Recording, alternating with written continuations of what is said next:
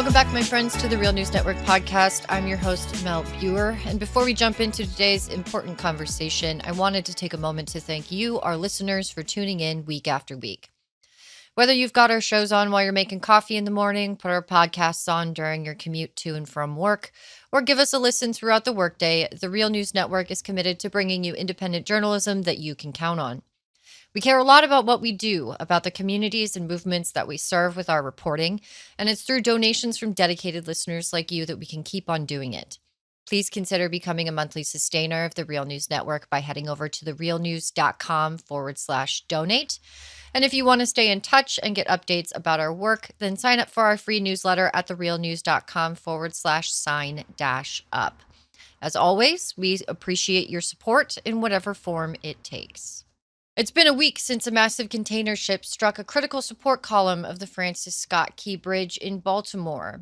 The collision sent the structure and a group of construction workers who were fixing potholes on the bridge into the water of the Patapsco River last Tuesday. Of the 8 men who were working on the bridge that night, 6 have been pronounced dead since last Tuesday. As more details have emerged about the critical electrical failure on the ship and the city and port authorities' plans for cleaning up the wreckage and rebuilding the bridge come to light, we here at The Real News felt it would be prudent to gather some of the journalists working all sides of this story to get a sense of what we know, what key questions still need to be answered, and what happens next. With me today on the podcast are Marc Steiner, host of the Marc Steiner Show on the Real News Network, and Real News Network Editor-in-Chief Max Alvarez, whose coverage of the accident has focused on the immigrant laborers who lost their lives on the bridge and has recently been featured in The Nation and Democracy Now! Also with me is Dharna Noor, a fossil fuels and climate reporter at The Guardian. She leads Big Oil Uncovered, a series focused on the fossil fuel industry's attempts to thwart climate science, discourse, and policy. She was previously climate producer and reporter at the Boston Globe, and earlier she worked as a staff writer at Gizmodo's climate vertical Earther, where she also co-produced a season of the podcast Drilled on the fossil fuel industry's influence on education. Before that, she led the climate team here at the Real News Network, and her writing has also appeared in publications including In These Times, Jacobin Magazine, and Truth Out. She was also featured in 2 books, The World We Need and Future on Fire. Rounding out our panel is Clara Longo de Freitas, who is a neighborhood reporter covering East Baltimore communities for the Baltimore Banner. A graduate of the University of Maryland, she spent most of her college years looking into workers' conditions amid the COVID-19 pandemic and diversity and equity issues. Her work has been published at the Baltimore Sun, the Washington Post, The Hill, and more. She is originally from Brazil. Max, I wanted to start this conversation today with your reporting over the last week. You just came back from East Palestine, Ohio, where you and other reporters, environmental activists, and concerned neighbors came together to discuss the ongoing environmental and social disaster that was last year's train derailment in Ohio. You recently wrote for The Nation on the parallels that you could draw from East Palestine to the Key Bridge collapse in Baltimore, and I think that would be kind of an important piece to highlight here. Darna, I know that you were also in East Palestine on the anniversary of the derailment this last year. So if you have some thoughts on that as well, I kind of want to open it up with that conversation. Max or Darna?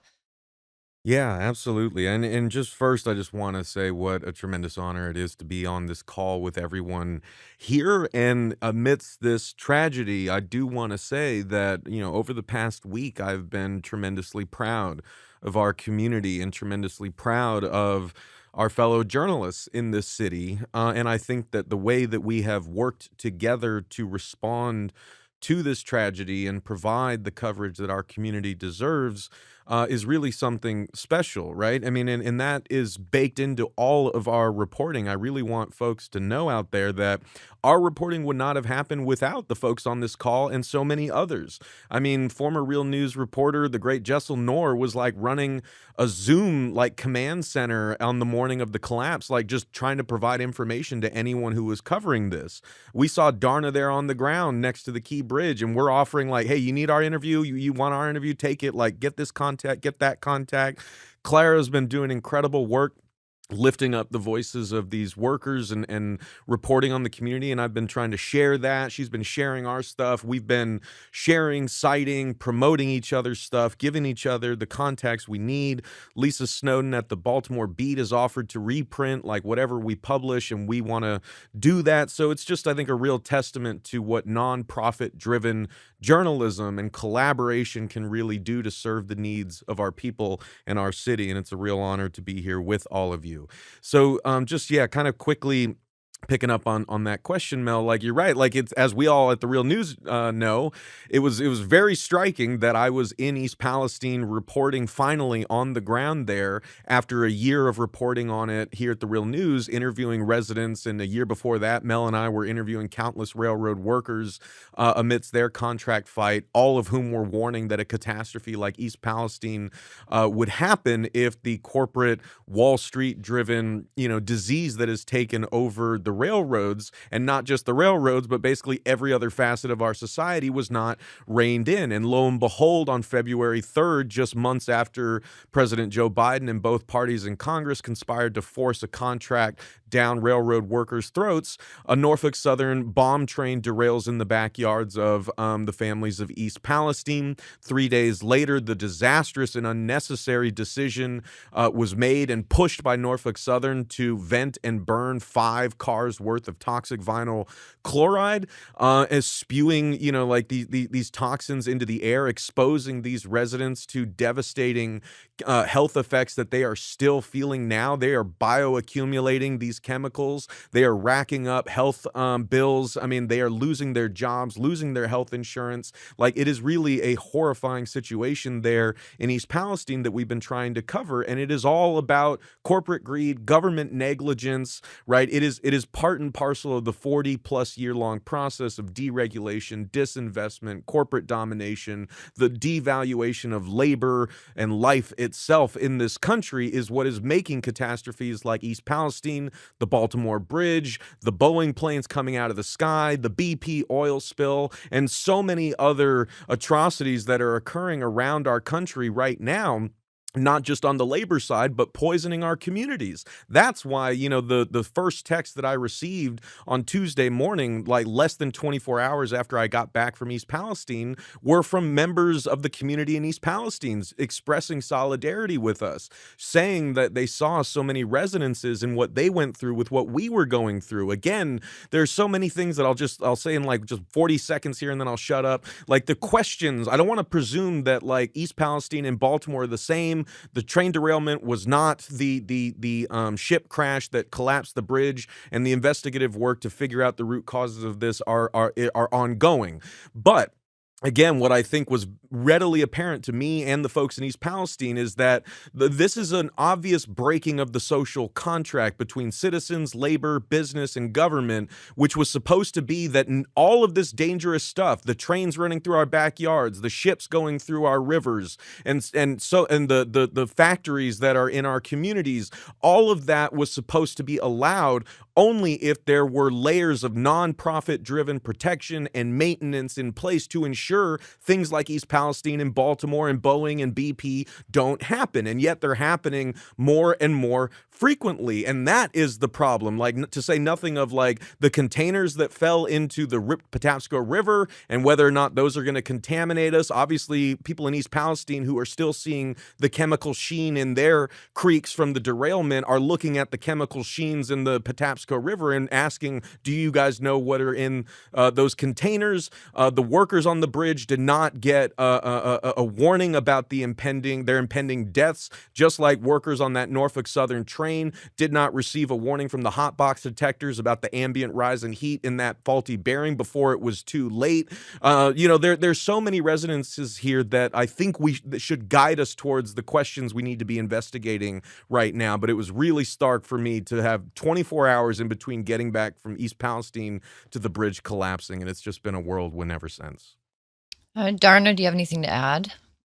Yeah, I mean, I think that the similarities and the differences between what happened in East Palestine and what happened, just last week in Baltimore are both really interesting. I mean, I agree with Max that I think that obviously there's a lot to look into in terms of the sort of role of corporate unaccountability here. I specifically want to shout out some reporter that the Lever has been doing, showing that Maryland's governor, Larry Hogan, has spent his time as governor, or spent previously spent his time as the previous governor of Maryland, pushing for larger ships to go through Baltimore's harbor. And I think it's not surprising, I guess, that this kind of horrible disaster would occur at some point. I mean, that said, I think I and so many other people, when this disaster first happened, sort of did wonder, like, oh, is this related to our sort of crumbling infrastructure in our country? And I think, what engineers have said is that the bridge was actually in decent condition, but whether or not you should be able to have like a bridge that was built in the 70s next to this ginormous cargo ship of this kind is really another question.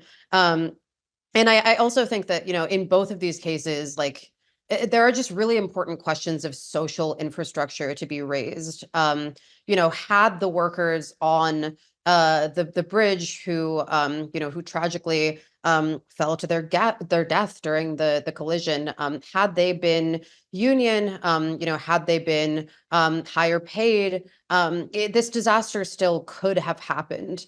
And that's important to know. I don't think that like it's a question of corporate unaccountability alone.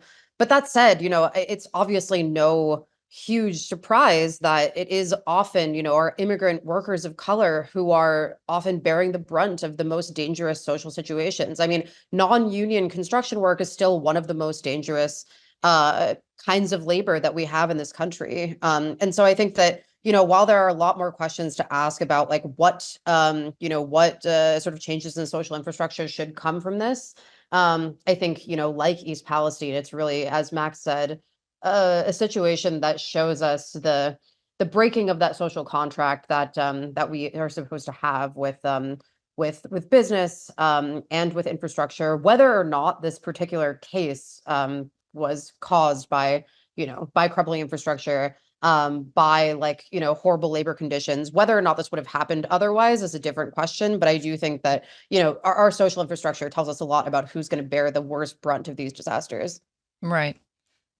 Clara, you've spent some time in the last week learning more, along with your team at the Baltimore Banner, learning more about the victims of this accident, the men who lost their lives on the bridge.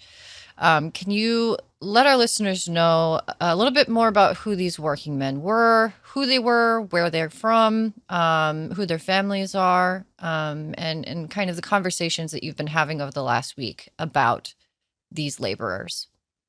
Yeah, so these were all men who were in their 30s and 40s. Most of them were married. Most of them had kids. Some of them had even grandchildren. They were from Honduras, El Salvador, Guatemala, and Mexico. And these were very clearly men who were working at least one job, multiple jobs sometimes, to be able to provide to their families, to be able to provide not only to their spouse and children, but also to send money back to their home countries. I talked to Hector, and he is the nephew of Maynard Lopez. And he told me that because of the work that Maynard was doing, he and his, I think 11 cousins at this point, were all able to go to school because Maynard was working and Maynard would send money to his parents and to his sisters. And then the cousins didn't have to worry about working because they had the food on the table. They had enough money to be able to survive. So these were clearly men who, were, I don't want to say survival mode, but almost in that sense. They were just trying to provide as much as they could to their families and to, taking these jobs that, like Darna said, they're pretty dangerous. They are jobs that, they're essential, but they're not always, they don't always come with benefits. They don't always come with protections to ensure that something like this wouldn't, impact their families in such way. Max, you've also had some conversations at Democracy Now! And in your piece for The Nation, talking about the reality of many immigrant laborers in this country, and the importance of, underscoring the conditions that many of these workers are laboring under in order to provide for their families. Is there anything else you'd like to add as we talk about these working men who tragically lost their lives on the bridge last week? I would, and just to, and again, I would point people to Clara's incredible reporting for the Banner for more details on these men's lives. But just to name the five of the six who have been identified, as of right now, one is still as of yet unidentified. Multiple bodies are still in the Patapsco River, and are going to apparently be there for a while their families grieve. And our hearts go out to them. But what we know so far about the fallecidos, the men who passed away, is that their names were Maynard Yasir Suazo Sandoval, age 38, from Honduras; Miguel Luna, age 49, from El Salvador; Jose Manuel Lopez, age 35, from Guatemala; Dorlean Ronial Castillo Cabrera, age 26, also from Guatemala; Alejandro Hernandez Fuentes, age 35, from Mexico; and the sixth unidentified worker is believed to also be from Mexico, as Clara said. And, I sat down and recorded a really incredible podcast with multiple heads of immigrant and Latino justice organizations here in the city. And that podcast is going to be out at The Real News by the time you guys hear this, and I would highly encourage you to do so, and I would beg you to please be patient with the Spanish and English translations, because we're trying to show you what it takes to have these dialogues with people who don't speak the same language as you, even though you're working alongside each other in the city. So I sat down with, Ricardo Ortiz from the Centro de los Derechos del Migrante, Susana Barrios, Vice President of the Latino Racial Justice Circle, Carlos Crespo, who volunteers at the Centro de Apoyo para la Superación del Inmigrante, or CAPSI, and Lucia Islas, President of the Comité Latino del Baltimore. These are incredible folks who did tell us a bit more about what we currently know. I mean, obviously, right now we are trying to give the families as much space as possible because they are grieving an impossible loss. And even though the media is going to forget about them as we move on from this, their struggles are going to be lifelong, right? These families have lost, something that can't be replaced, and they're going to be dealing with the effects of that for the rest of their lives. And these groups here in the city are working to make sure that they are supported. And I think that's heroic and deserves to be uplifted. But what they also, revealed to us is one detail that really sticks out in my mind that really connects Baltimore to East Palestine, right, is that, as we mentioned, these were immigrant workers. They were working for a non-union contractor, Bronner Builders, that was contracting with the state of Maryland. And so, I would point people to Robert Kuttner's piece in the American Prospect, asking the right questions about why we use, contractors and subcontractors in this way to do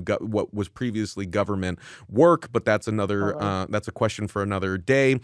All I'll say is that contractor-contractee relationship is exactly the relationship that that businesses exploit to exploit undocumented immigrant workers, returning citizens, people who are already living beneath the floorboards of our society. They are the ones who are preyed upon by contractors around the country, and that's why you end up with children younger than my foster daughter working in Alabama parts suppliers in Alabama, for Hyundai, or, picking tomatoes in slave conditions on farms in Florida, or cleaning bone saws and other hazardous equipment in meatpacking plants in the Midwest. I mean, this is a rampant, and it's not just in construction. The abuse of contractors and subcontractors, and particularly the immigrant workers who are abused by that system, is systemic in this country.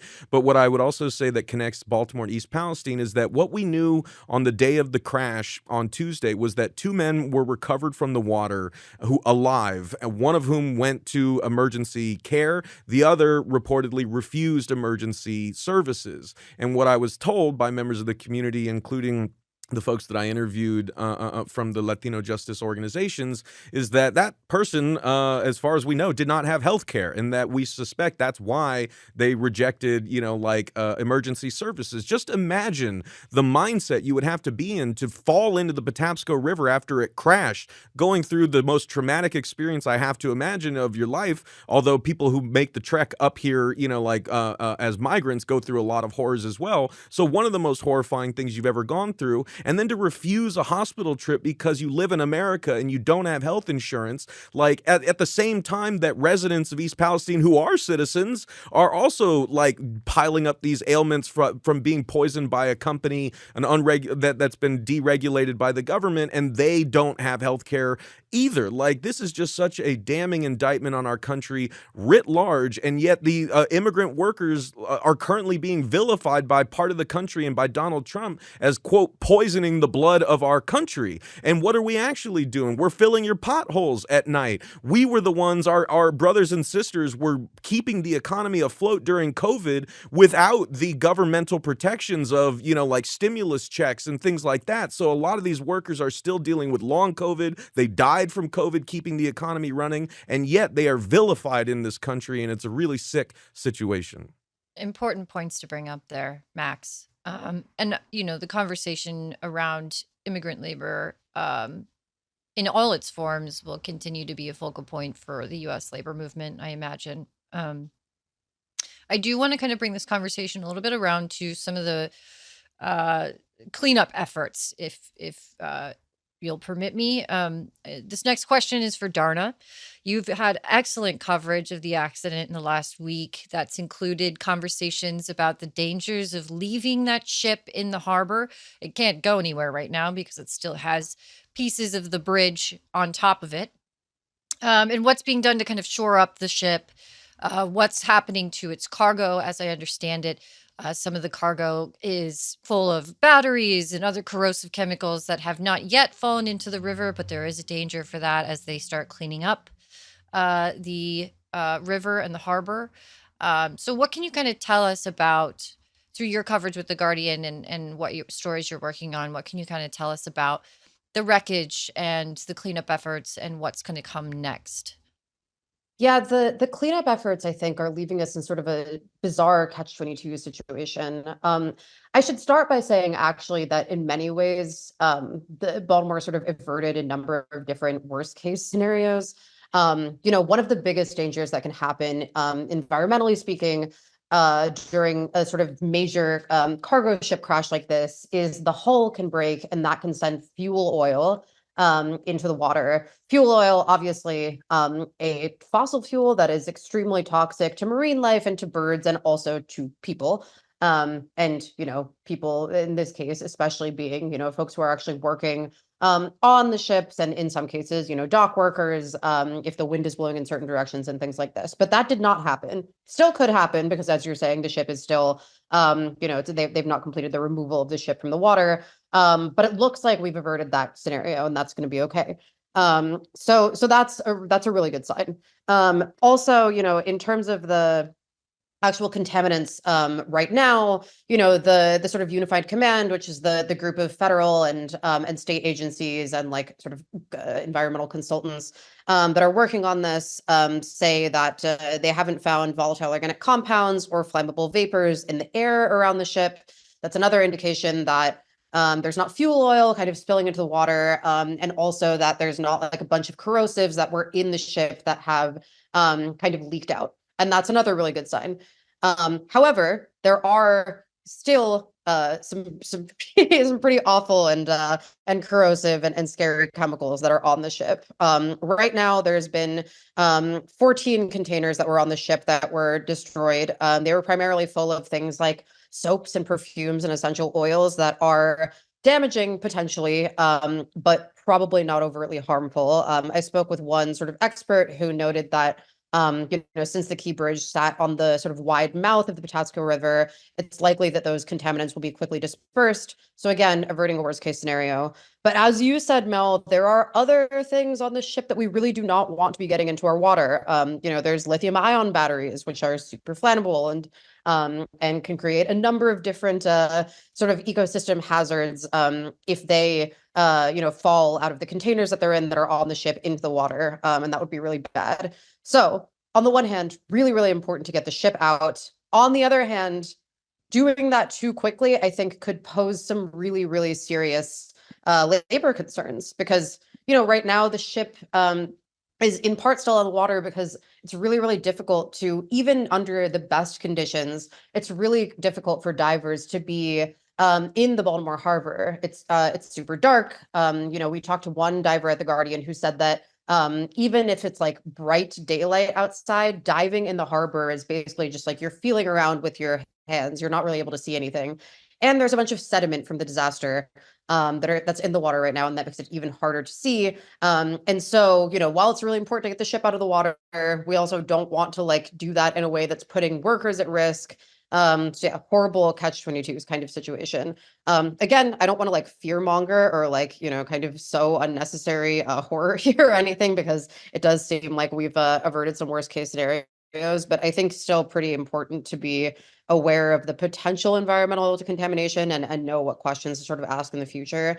The other thing I'll note is like, there are many residents who I would venture to say, with a very good reason, who've had their trust in officials sort of eroded when it comes to environmental contamination. There are folks, for instance, in the neighborhood of Curtis Bay, which is not far from the fallen bridge, which is a poor and working class community, majority of color community, who complained for like a decade that coal dust from a nearby coal terminal was plaguing their neighborhood. They said that it was all over their houses, all over their cars. It was giving them asthma. It was making it really hard to breathe, probably linked to a bunch of other health issues. And again, they raised this for like a decade, but the state did not officially acknowledge the problem until late last year. And so whether or not there actually is environmental contamination is one question. What officials are actually doing to make that clear to residents who are nearby is another one. Like, I think a lot of people are just going to be looking for like even more transparency than you would normally look for, ongoing testing, a lot of community input. It's going to be really, really important, I think, to sort of build that level of trust, especially when you're coming in with the lower hand in some ways because of sort of past mistakes. I want to bring you in here, Marc, as someone who's lived in Baltimore for your whole life. You've covered issues like this in the city for decades.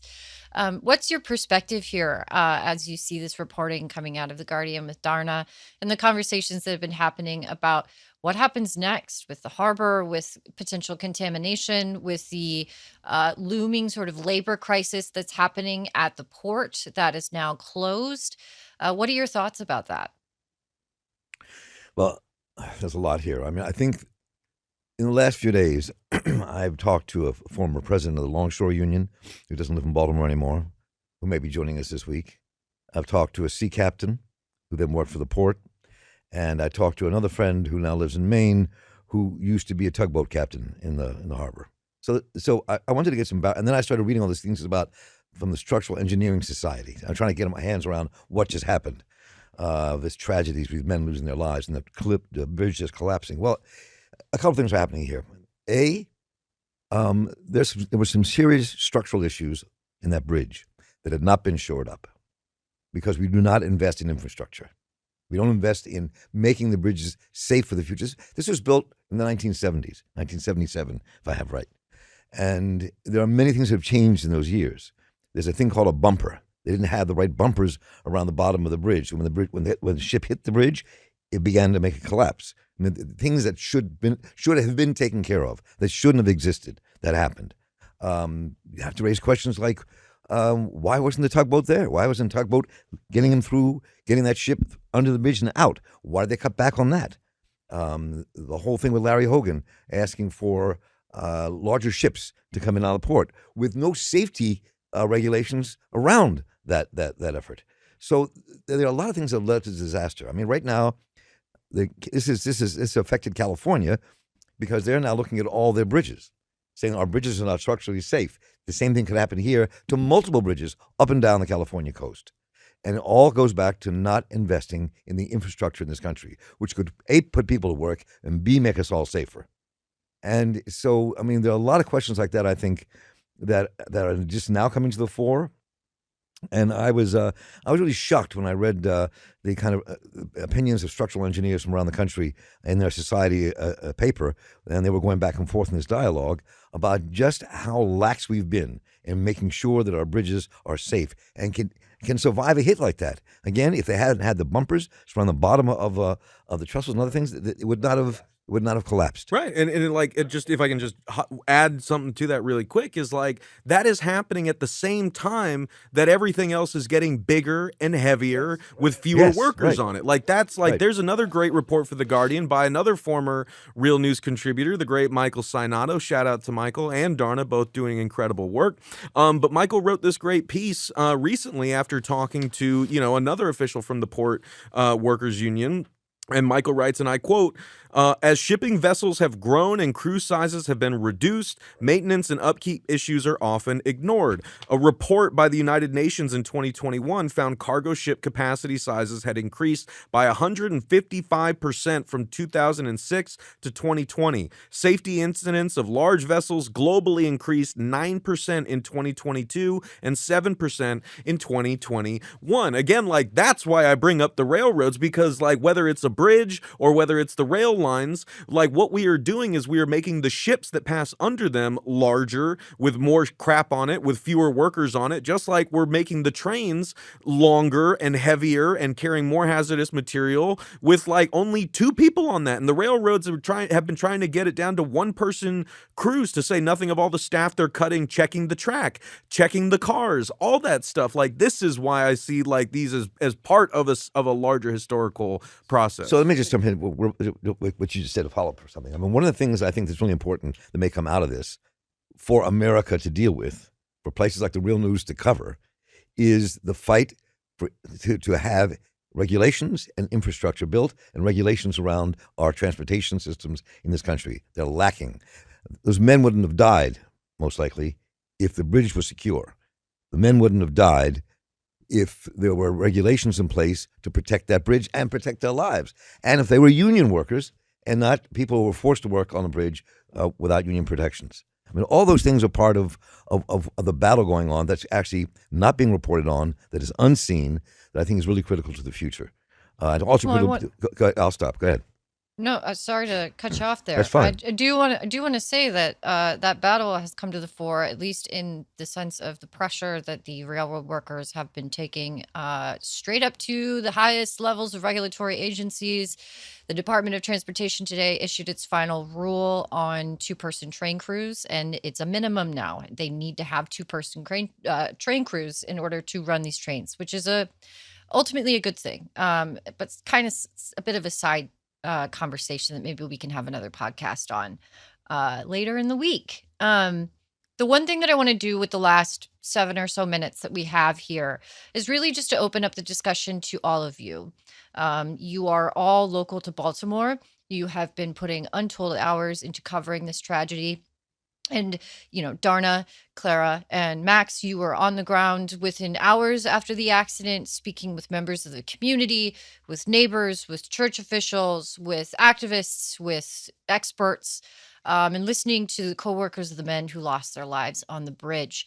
I think a really good way to kind of end this conversation is really just to kind of talk about the community response, how folks are feeling in the wake of this disaster, what it means for the community going forward, what it means for the local economy going forward, and how can we as listeners at the Real News and elsewhere, how can we help?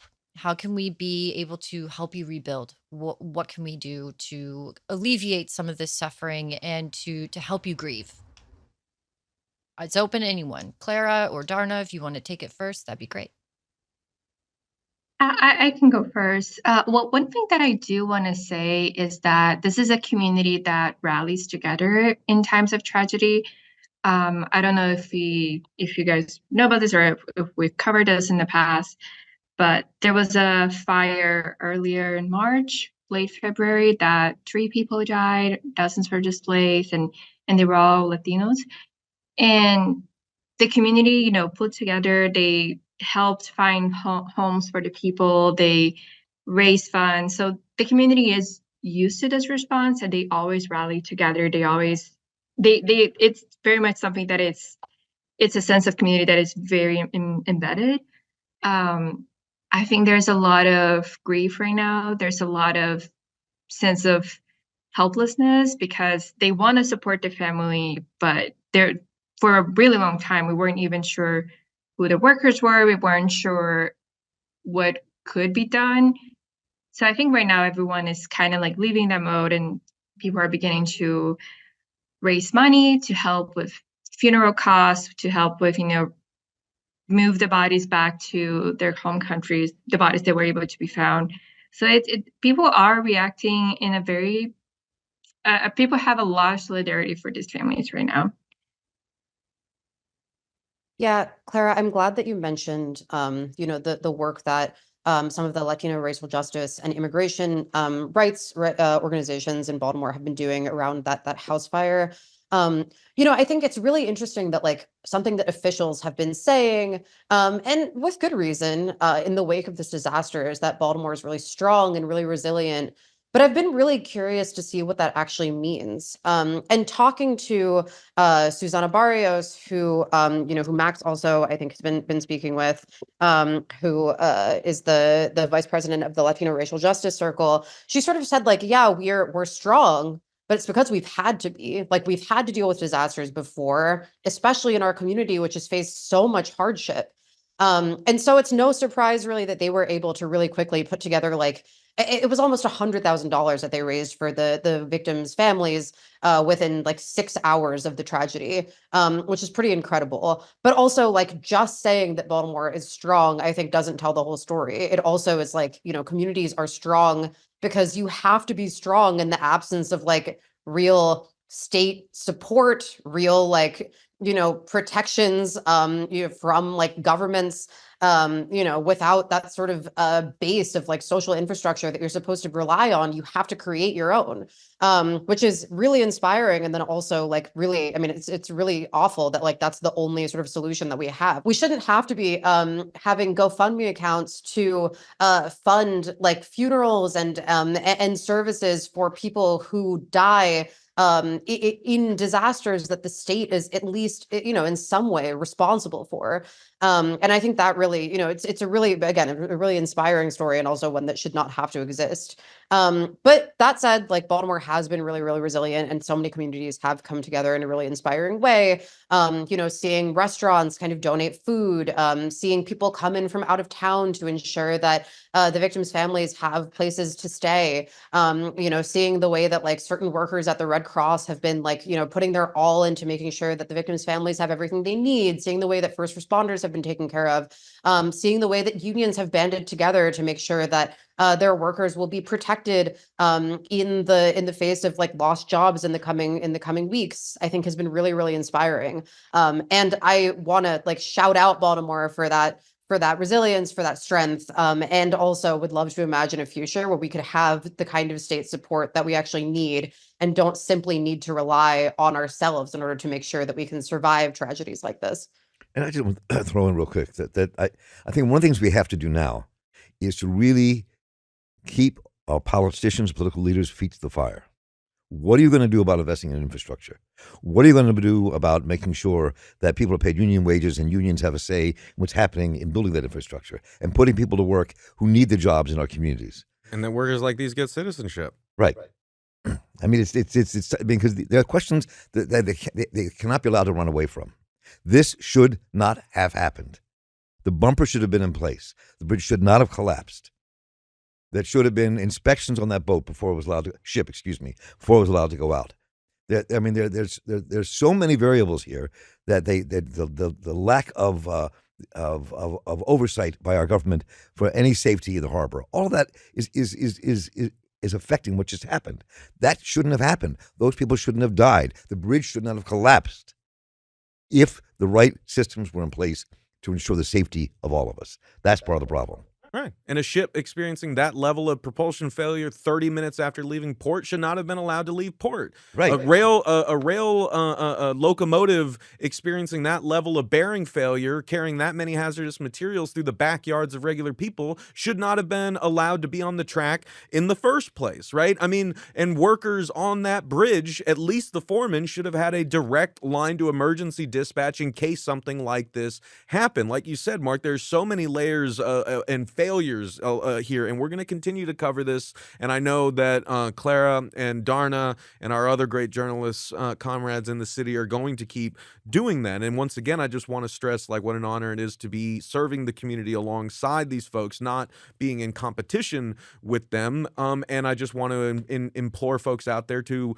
share our work, support our work, because we're going to keep covering this, but we can't do it without you. But I also wanted to say that you know, the folks at the Latino Racial Justice Circle who began the original GoFundMe for to support the families of the men who died on that bridge, you know, as Darna and Clara and I have all reported, they were quickly overwhelmed by the generosity from that fundraiser, which is itself a really positive thing to come out of such a horrifying situation. So they wanted to hand over the fundraising efforts to the city. They wanted it to be totally transparent. They wanted to make sure all that money went straight to the families. And so if you are out there and you want to donate, that fundraiser is actually now being run through the Baltimore Civic Fund. You can find it by typing in Baltimore Civic Fund. The Key Bridge Emergency Response Fund will link to it in the show notes, and we'll also link to Darna and Clara and my work, of course. And I just like wanted to also add one thing to what Darna said, right, is that, you know, I sat down at a table in Fells Point at El Taquito Mexicano to talk with, you know, Ricardo, Susana, Carlos, Lucia, Claudia, and Victor, the owners of the restaurant, and even my own foster daughter, Norma, was there with me, along with my wife, Meg. Like, we were all sitting at a table talking about this, and one thing I just want to impress upon people listening to this is, like, when I looked these people in the face and I asked them the same question you just asked us, Mel, I mean, like, I could see deep in their eyes a look that I know all too well, that I know from my own family, that I have felt in my own eyes. I mean, like, they are doing everything they can. They are strong as hell. They are all volunteering for multiple different organizations. Carlos himself, he and his wife have a daughter with special needs, and yet they still are superheroes, like giving everything that they have to the community. But what he said while looking into my eyes is, we are tired. We are tired of doing this work because no one else will, and we are tired of doing it while still having to prove to this country that we are just as human as you are, that there are people who wait for us to come home just like you do, and they deserve to, those families deserve to be whole just as much as yours, whether your families are in East Palestine or elsewhere in Baltimore or California or anywhere. Like, we need to find each other on those basic human levels, not as immigrants or citizens, union or non-union, Democrat or Republican, but just people living on this earth, trying to do our best to make a life for ourselves and our family. And we have a right to breathe the air and our children have a right to play in the grass and play in the water without worrying that they're going to get cancers from it, or worried that they have to climb over or through rail lines just to get to school in the morning because they're so long and they're blocking their way to school. Like, that's where we really are right now. Like, things have gotten so bad in this country that, you know, like, so many people feel just as forgotten as this community, as the folks in East Palestine. But I don't know, maybe this will finally be enough for us to realize that, like, we have so much more in common than the corporate media and the you know, political parties would lead us to believe. And I think Baltimore has shown that this week. Well said, Max. Well, that's all the time we have today, but thank you so much, everyone, for coming on and talking about your very important reporting. The door is always open to come back and talk about more things that you turn up in your respective investigations. Thank you. Thank you. Thanks for having us. Really an honor Thank to you be so here with all of much. you today. That's it for us here at the Real News Network podcast. Once again, I'm your host, Mel Buer. If you loved today's episode, be sure to subscribe to the podcast to get notified when the next one drops. You can find us on most platforms, including Spotify and YouTube. And if you'd like to get in touch with me, you can find me on most social media. My DMs are always open, or send me a message via email at mel@therealnews.com. Send your tips, comments, questions, episode ideas, gripes, whatever you like. I'd love to hear from you. Thank you so much for sticking around, and I'll see you next time.